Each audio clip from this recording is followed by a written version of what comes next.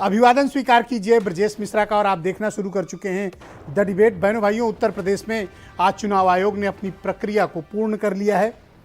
भारत निर्वाचन आयोग के मुख्य चुनाव आयुक्त ने प्रेस कॉन्फ्रेंस करके यह ऐलान किया है कि 5 जनवरी को मतदाता सूची अंतिम रूप से प्रकाशित कर दी जाएगी। उसके बाद चुनाव आयोग कभी भी आचार संहिता लगा सकता है। और इस बार उत्तर प्रदेश में जो कयास लगाए जा रहे थे कि चुनाव टल सकते हैं, चुनाव आगे बढ़ सकते हैं, आयोग ने ऐसी सभी संभावनाओं को खारिज किया है। 5 जनवरी के बाद ऐलान होगा कि उत्तर प्रदेश में चुनाव कब होगा।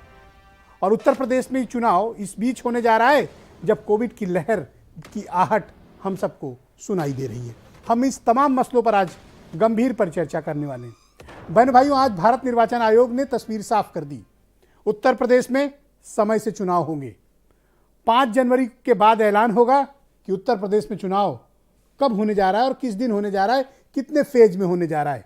लेकिन चुनाव आयोग की बातों से अब यह बिल्कुल स्पष्ट है कि उत्तर प्रदेश के जो चुनाव हैं इनको जल्द समेटने की कोशिश होगी।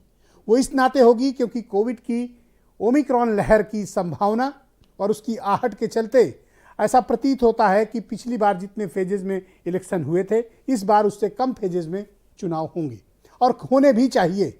मेरा भी यही मत है कि चुनाव जितनी जल्दी हो सके सकुशल निर्बाध तरीके से संपन्न करा लिया जाना चाहिए। यही देश के हित में है, यही डेमोक्रेसी के हित में है और यही उत्तर प्रदेश की जनता के हित में है।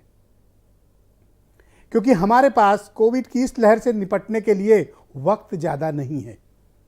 कोशिश करनी चाहिए चुनाव आयोग को कि जनवरी और फरवरी महीने में चुनाव की मतदान की प्रक्रिया को पूर्ण कर ली जाए, ताकि अगर फरवरी के बाद आहट है कि कोविड की लहर व्यापक होगी, बड़ी होगी, भयावह होगी, तो हमें उससे निपटने का भी पर्याप्त समय मिलेगा और इधर वोटिंग भी लगभग कंप्लीट हो जाएगी।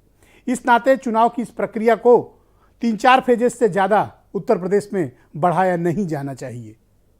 ये जनहित में नहीं है। लेकिन आज चुनाव आयुक्त की प्रेस कॉन्फ्रेंस के बाद अब ये लग रहा है कि उत्तर प्रदेश में चुनाव टलेंगे नहीं बल्कि समय से होंगे। लेकिन अधिकांश राजनीतिक दलों ने कोरोना को लेकर अपने कंसर्न को जताया है और रैलियों को लेकर तरह तरह के सुझाव दिए हैं। भारत निर्वाचन आयोग के पास अभी इस मामले का कोई जवाब नहीं है, न उनके पास कोई अभी सॉल्यूशन है। वो चुनाव कराने की प्रक्रिया के तहत आगे बढ़ रहे हैं और उन्हें ये काम करना ही है। तो उत्तर प्रदेश में कब तक आचार संहिता लग सकती है, इसको लेकर कयास है। लेकिन आज भारत निर्वाचन आयोग की प्रेस कॉन्फ्रेंस के बाद ऐसा प्रतीत होता है कि अगर 5 जनवरी को मतदाता सूची का प्रकाशन होता है तो 10 दिन तक बाकी प्रक्रिया पूर्ण करने में समय लगता है। तो आप मानकर चलें कि उत्तर प्रदेश में 12 दिसंबर के बाद कभी भी आचार संहिता प्रभावी हो सकती है। तो अगर 12 जनवरी को ये इलेक्शन प्रोसेस अनाउंस होते हैं तो ये खत्म होंगे जाकर 20 मार्च के आसपास। इतना वक्त लगता है। अगर पहले अनाउंस कर दिए जाएं 5 जनवरी को प्रकाशन के फौरन बाद, तो इस प्रक्रिया को मिड मार्च तक खत्म किया जा सकता है या हम 7-8 मार्च तक इसको खत्म कर सकते हैं। लेकिन अगर ये प्रोसेस जल्दी इलेक्शन कमीशन स्टार्ट करे तो अब जब ये तय हो गया है कि तय समय पर चुनाव होंगे, तो बाकी राजनीतिक दलों के और क्या क्या कंसर्न है, हमें यह भी देखना है कि लोगों की जिंदगी भी बचे, हमें यह भी देखना है कि जीवन भी बचे और जीविका भी बचे, और हमें यह भी देखना है कि लोकतंत्र की प्रक्रिया भी समयबद्ध तरीके से पूर्ण कराई जाए कोविड प्रोटोकॉल का पालन करते हुए। क्या ऐसा हो सकता है और क्या ऐसा करने का इरादा है और उत्तर प्रदेश में क्या ऐसा संभव है? अभी सभी पार्टियों की जिन की भी रैलियां हो रही हैं, रोड शोज हो रहे हैं, बड़े पैमाने पर भीड़ आ रही है, बड़े पैमाने पर रैलियों में जनता जुड़ रही है। इसका क्या प्रभाव पड़ेगा? क्या हम कोरोना की एक लहर को दावत दे रहे हैं या फिर हमें कोई अल्टरनेट अरेंजमेंट्स करने चाहिए चुनाव आयोग को? मैंने पहले भी एक सुझाव दिया था, अगर ये कोविड की तीसरी लहर आती है, ओमिक्रॉन की लहर आती है, सभी प्राइवेट टेलीविजन चैनल्स, सभी सोशल मीडिया, डिजिटल प्लेटफॉर्म, सब जगह हर पॉलिटिकल पार्टी को उसकी क्षमता के मुताबिक समय दिया जाए और वो टेलीविजन पर या डिजिटल प्लेटफॉर्म पर अपनी रैली को आयोजित कर सकते हैं। ये भी एक बेहतर विकल्प और बेहतर माध्यम हो सकता है। लेकिन चिंता उस दिन की है जिस दिन वोटिंग होगी। उस दिन हर बूथ पर कोविड प्रोटोकॉल का 100% पालन करना बेहद कठिन होगा और इसमें इलेक्शन प्रोसेस को भी निपटाना भी एक कठिन बात होगी। 1 घंटे समय बढ़ाया गया है मतदान का उत्तर प्रदेश के भीतर, लेकिन ऐसा प्रतीत होता है कि इस समय को और बढ़ाया जाना चाहिए, क्योंकि 100% कोविड प्रोटोकॉल का पालन करते हुए जिन बूथों पर ज़्यादा वोट हैं उनको पूरा करा पाना थोड़ा कठिन होगा, आपाधापी वाला होगा और विवादास्पद भी होगा, आरोप प्रत्यारोप भी लग सकते हैं। लिहाजा मेरा ये मानना है कि चुनाव आयोग को कोई भी निर्णय समय काल परिस्थिति, कोरोना के कोविड प्रोटोकॉल और उस वक्त के और उस पर्टिकुलर बूथ की स्थिति को देखकर लेना चाहिए। चुनाव आयोग की तैयारियों को देखकर लग रहा है कि जनवरी मिड तक उत्तर प्रदेश में चुनाव घोषित हो जाएंगे, और घोषित करना ही होगा, क्योंकि मार्च लास्ट तक पंजाब, गोवा, मणिपुर और उत्तराखंड की असेंबली को कॉन्स्टिट्यूट करके देना है। उत्तर प्रदेश में 14 मई तक सरकार गठित करके देना है, लेकिन चूंकि ये 4 राज्य जुड़े हुए हैं इसलिए चुनाव भी उत्तर प्रदेश में उसी वक्त कराना होगा।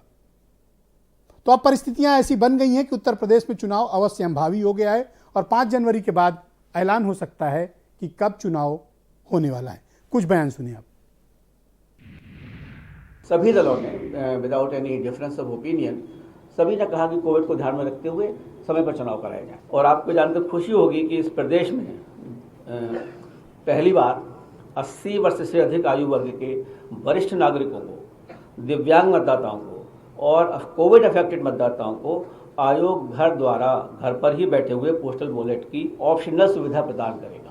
1,74,351 मतदान स्थलों में से एटलीस्ट 1 लाख मतदान स्थलों पर वेबकास्टिंग की जाएगी, लाइव वेबकास्टिंग पोलिंग बूथ के अंदर। कमीशन ने ये डिसीजन लिया है कि पोलिंग टाइम का भी 1 घंटे बढ़ाया जाएगा।